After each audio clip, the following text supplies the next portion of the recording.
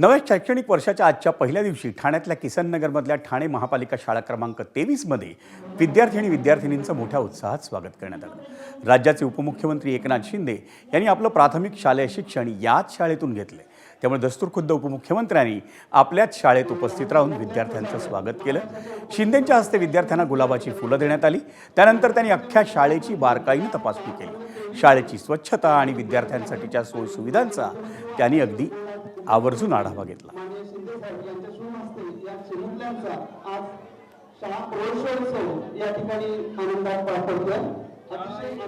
विद्यार्थ्यांच्या उज्ज्वल भविष्याचं दार असतं आणि हे दार उघडून आज तुम्ही आतमध्ये आलेला आहात